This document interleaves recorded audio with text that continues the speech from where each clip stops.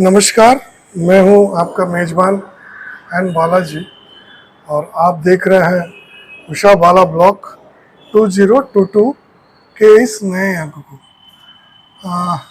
बहुत सारे सब्सक्राइबर लोग का ये शिकायत था कि बहुत दिनों से आपका ब्लॉग नहीं आ रहा है।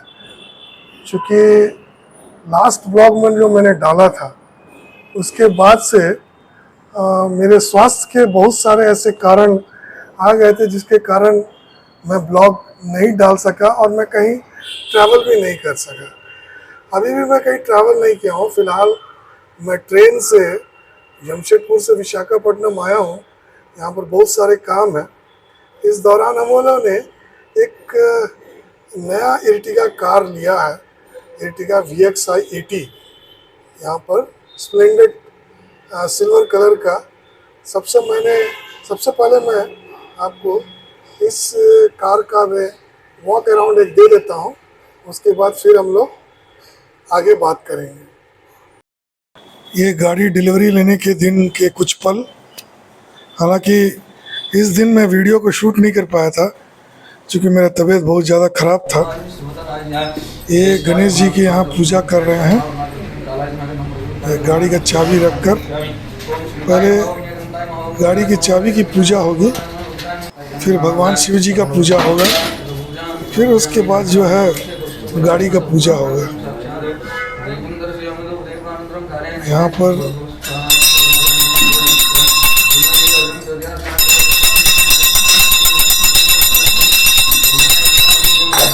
पंडित जी अब आरती देंगे।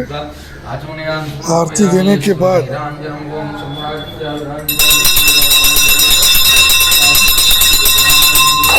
शिव जी का पूजा, ये देखिए हमारी श्रीमती जी कर रहे हैं। गणेश जी और शिव जी का पूजा करना बड़ा ही शुभ माना जाता है किसी भी कार्य को आरंभ करने से पहले।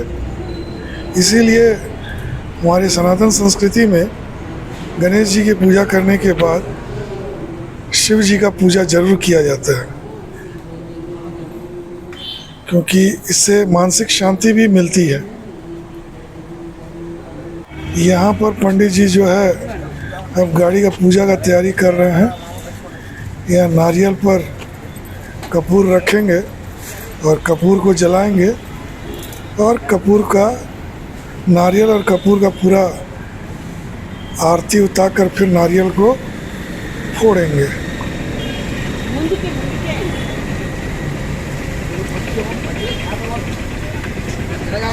यहाँ पर मिर्च और नींबू पंडित जी बांध रहे हैं। हालांकि ये जो मिर्च है रहता नहीं है, गिर जाता है, लेकिन नींबू कई दिनों तक वैसा लटका हुआ रहता है। ये अब हमारा पूजा समाप्त हुआ। ये है इसका साइड प्रोफाइल। काफ़ी 4 मीटर से बड़ा गाड़ी है, काफ़ी लंबा है। ये चूँकि नॉर्मल व्हील्स है इसके, क्योंकि ये VXi मॉडल है, इसलिए इसका जो है व्हील्स नॉर्मल दिया गया है। अगर मान लीजिए अब अगर इसका ZXi या ZXi 80 मॉडल लेते तो हमें इसका जो क्या बोलते हैं क्रोम एडवांस व्हील्स मिलता। अभी तक नंबर नहीं आया है, जिसके वजह से हम लोग जो है अभी कहीं इसको बाहर लेके गए नहीं हैं और कभी अभी ट्रिप किए नहीं हैं। ये है इसका सामने से इसका प्रोफाइल, हेडलाइट्स। हालांकि इसमें जो है फॉग लाइट्स नहीं आता है, इसको मैंने अलग से 8,000 रुपया दे के शोरूम में ही लगवाया था। नॉर्मल फॉग लाइट्स है। गाड़ी को मैं सिंपल ही रखना चाहता था। इसमें मैंने थोड़ा बहुत क्रोम का काम करवाया है, जैसे कि ये आपका साइड में देखिए क्रोम का गार्ड्स लगवाया है मैंने, और इधर में एक मतलब डोर क्रैश ना करे उसके लिए एक मैंने लगवाया है बस। और सीट कवर लगवाया है जो मैं भी आपको दिखाता हूँ।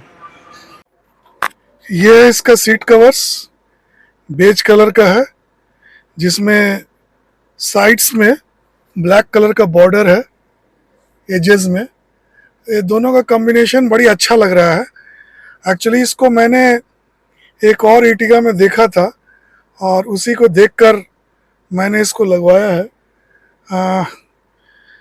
पीछे में भी उसी तरह का है, बिल्कुल बेज कलर का ही है।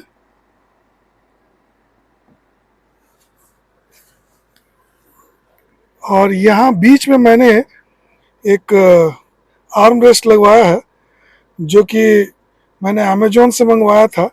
ये गाड़ी के साथ आता नहीं है, बेज कलर के साथ मैच कर गया है। ये इसमें स्टोरेज स्पेस भी है। ये इस तरह से उठाने से स्टोरेज स्पेस है। इसमें मोबाइल, चाबी वगैरह कुछ भी रख सकते हैं। और यहाँ पर एक सिगरेट का एस्ट्रे वगैरह दिया हुआ है, जो सिगरेट पीने के शौकीन हैं उन लोग के लिए। हालांकि मैं तो सिगरेट नहीं पीता हूँ, लेकिन फिर भी इसके साथ इंटीग्रल पार्ट था तो मैंने इसे मंगाया है। काफ़ी अच्छा है। ये है अब अंदर का नज़ारा। अभी मैं हूँ ड्राइवर सीट पर अपनी नई Ertiga पर में। तो ये आपको देख रहा होगा, सेकंड रो आपको दिख रहा है और उसके पीछे में जो है आपको थर्ड रो दिख रहा है। तो कुल मिलाकर जो है ये एक लंबी गाड़ी है, 4300 mm की गाड़ी है, 7 सीटर है। और अगर अगर थोड़ा सा कंजस्टेड वे में एडजस्ट किया जाए तो 8 सीटर भी, 8 लोग भी इसमें सफ़र कर सकते हैं आराम से। कुछ मतलब 100 किलोमीटर 200 किलोमीटर की दूरी अगर आपको जाना हो तो। लेकिन बहुत अगर लंबी दूरी जाना है तो 7 लोग ही आप आराम से जा सकते हैं। इस गाड़ी को जब मैं ले रहा था तो उस वक्त में हमारे परिवार के लोग और बहुत सारे हमारे जो मित्र मंडली है उनमें से कहा कि भाई इसी गाड़ी को लेने का क्या मीनिंग है। आप XL6 भी ले सकते हो, क्रेटा भी अवेलेबल है और किया कैरियंस भी है और भी कई सारे इस सेगमेंट में गाड़ी है। लेकिन इस गाड़ी की एक विशेषता है जो मुझे शुरू से बहुत अच्छी लगती है, और वो विशेषता शायद मैंने MG हेक्टर में देखा था और किसी गाड़ी में उस तरह की व्यवस्था नहीं है। किया कैरियंस में है और अल्काजार में है, लेकिन कुछ टर्म्स एंड कंडीशन के साथ। वो ये इस व्यवस्था इसमें यह है कि अगर आप सेकंड रो और थर्ड रो को फोल्ड कर दें तो 2 लोगों के लिए लगेज के साथ आप 6 फीट का अगर आदमी हो तो आप आराम से सो सकते हैं। सो सकते हैं मतलब अगर आप कोई लंबी ट्रिप पे जा रहे हैं, 1500-1600 किलोमीटर की दूरी है और आप सुबह निकले लेकिन आप अपने डेस्टिनेशन में नहीं पहुंचे और कुछ ही दूरी शेष रह गया और आप चाहते हैं कि हम होटल नहीं लें, तो उस कंडीशन में आप कोई अच्छे पेट्रोल पंप या किसी अच्छे ढाबा उबा के यहाँ पर गाड़ी रोक कर आप उसको बेड बनाकर आप आराम से 2 लोग सो सकते हैं। तो यह चीज़ मुझे बहुत इसमें अच्छी लगी, जिसकी वजह से मैंने Ertiga को लिया। दूसरी सबसे बड़ी बात यह है कि मारुति का सर्विस सेंटर का बहुत व्यापक आपको नेटवर्क मिलेगा, जो और सब गाड़ियों में अभी तक संभवतः नहीं है। कुछ गाड़ियों में भी करीब करीब अब पहुंचने लगा है। तीसरी सबसे बड़ी बात है कि स्पेयर पार्ट्स अवेलेबिलिटी मारुति का बहुत इजीली आपको मिल जाएगा और इसका मिस्त्री भी आपको बहुत इजीली मिल जाएगा, जो कि और सब जगह में नहीं, और सब गाड़ियों के साथ या ब्रांड के साथ में एक दिक्कत है। मैं नहीं कहता कि ये 100% है, बट कहीं ना कहीं ये झलकता है।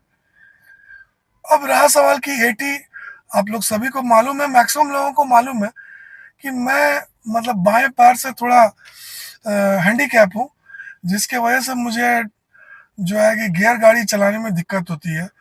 तो मुझे लंबी ड्राइव में जाते समय गियर गाड़ी कंफर्टेबल नहीं है। इसलिए मैंने जो है, जो नया गाड़ी लेने का सोचा, मैंने ऑटोमेटिक वर्जन लेना चालू किया। इसके 2 फायदे हैं और कुछ नुकसान भी है। फायदे ये है कि मुझे लंबी ड्राइव में थकान महसूस नहीं होती और गियर बार बार बदलने का झमेला नहीं रहता, जिससे मेरा जो बायां पैर है वो स्टेबल रहता है और उसको तकलीफ नहीं होती है, जिससे मेरा जो मतलब जो शारीरिक अपंगता है वो कहीं ना कहीं मतलब जो है उसको कंपनसेट करता है ऑटोमेटिक गाड़ी। तो एक बहुत बड़ी उपलब्धि है इस ऑटोमेटिक गाड़ी से। तो कुल मिलाकर गाड़ी अच्छा सेटअप हो गया है। इसका नॉर्मल सा स्टीयरिंग व्हील है, बहुत कुछ नहीं है इसमें दिखाने के लिए, एक नॉर्मल सा ओडोमीटर है। और इस VXi80 में आपको जो है ये नहीं मिलेगा, मतलब टच स्क्रीन तो मिलता है लेकिन केवल ऑडियो सिस्टम है, वीडियो सिस्टम नहीं है। तो वीडियो सिस्टम लगा या नहीं लगा यह मैं भी सोच रहा हूँ। अगर आप लोग भी कुछ इसमें एडवाइस देना चाहें तो दे सकते हैं। एसी काफ़ी मजबूत है, अच्छा है। ये जो सामने आपको पीछे दिख रहा होगा मेरे सर के पीछे, ये सामने की तरफ का एसी वेंट्स है। ठीक उसके अपोजिट तरफ में उस तरफ का एजेंट जो कि थर्ड रो को वो चिल करता है। बीच में एक अभी आपको मैंने दिखाया था कंसोल बॉक्स है, वहाँ भी एक चार्जर है और लास्ट में भी एक चार्जर का पॉइंट दिया गया है। तो करीब करीब ठीक है गाड़ी, मतलब मीडियम क्लास के लिए 11-12 लाख रुपए में एक गाड़ी मुझे मिली है। तो कुल मिला के अच्छा ऑप्शन का है। मैं ये नहीं कह सकता कि इससे अच्छा ऑप्शन नहीं है, क्योंकि मुझे मारुति ब्रांड में रहना था, कुछ नया दूसरा ब्रांड में जाना नहीं था और एक लंबी गाड़ी चाहिए थी। तो मेरे पास में दो ऑप्शन था, नंबर 1 XL6 और एर्टिगा। XL6 इसलिए मैं नहीं गया क्योंकि एक थोड़ा सा प्रीमियम है, प्रीमियम मॉडल है और थोड़ा सा पैसा भी बहुत ज़्यादा लग रहा है, करीब करीब 4 लाख के आसपास लग रहा था ज़्यादा। और दूसरा बड़ा बात है कि थर्ड रो वैसा नहीं था जो मुझे चाहिए था, और सेकंड रो भी कैप्टन सीट था जो कि मेरे जो पर्पस को मीट नहीं कर रहा था।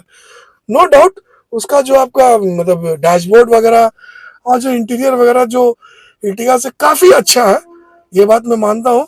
लेकिन डैशबोर्ड को ध्यान में रखते हुए मैं गाड़ी नहीं लिया था। मेरा पर्पस था लॉन्ग ट्रिप्स करना, लॉन्ग ट्रिप्स में जाना। तो उस चीज़ को ध्यान में रखते हुए मैं गाड़ी में लिया। क्योंकि अभी मेरी बच्ची भी काफ़ी सारे एग्जाम्स वगैरह देगी इस साल, उसके लिए भी काफ़ी सारी जगह मुझे दौड़ना पड़ेगा। तो अगर मुझे एक लंबा गाड़ी नहीं है तो फिर मुझे मतलब थोड़ा सा धक्का खाना पड़ सकता है। इन सभी बातों को ध्यान में रखकर मैंने इस गाड़ी को परचेज किया। अब हम इस गाड़ी की माइलेज की बात कर लेते हैं। ऐसे तो अर्टिगा का जो माइलेज ये लोग मारुति वाले लोग क्लेम करते हैं वो 18 का करते हैं, लेकिन मुझे अभी तक 18 का माइलेज मिला नहीं है। फिलहाल तो मैं टाउन में ही घुमा हूँ, तो टाउन में ही नो डाउट थोड़ा ट्रैफिक ज़्यादा रहता है, तो इसलिए 12-13 का ही माइलेज मिला है। अब आगे देखते हैं क्या होता है। फिलहाल तो अभी तक इसका नंबर नहीं आया है, जो मैंने पहले भी दिखा चुका हूँ। तो नंबर आने के बाद फिर लॉन्ग ट्रिप वगैरह कुछ होगा, वो भी आप लोग के साथ ही होगा जो कुछ भी होगा। तो बहुत दिनों से एक्चुअली में मैं ब्लॉग बनाया नहीं था, तो जो गैप था वो गैप को मेंटेन करने के लिए अपने सब्सक्राइबर्स और अपने व्यूअर्स के लिए मैं एक छोटा सा ब्लॉग बनाया हूँ। उम्मीद करता हूँ कि ये ब्लॉग आप लोग को बहुत पसंद आया होगा, और पसंद आया तो ज़रूर लाइक कीजिएगा। और आने वाले समय में आप लोग को फिर एक बार सनातन धर्म और सनातन संस्कृति से संबंधित जितने भी स्थान हैं उसका मैं आप लोग को डिजिटल माध्यम से आप लोग को दिखाऊंगा, और आप डिजिटली उसके साथ जुड़िएगा। और अगर आप लोग के साथ संभव हो सका तो उस स्थान को देखिएगा भी जरूर आकर। तो इसी के साथ मैं आप लोग से इस ब्लॉग को खत्म करता हूँ, और अंत में यही कहूँगा, देश से प्रेम कीजिए, धर्म की रक्षा कीजिए और स्वस्थ रहिए। धन्यवाद।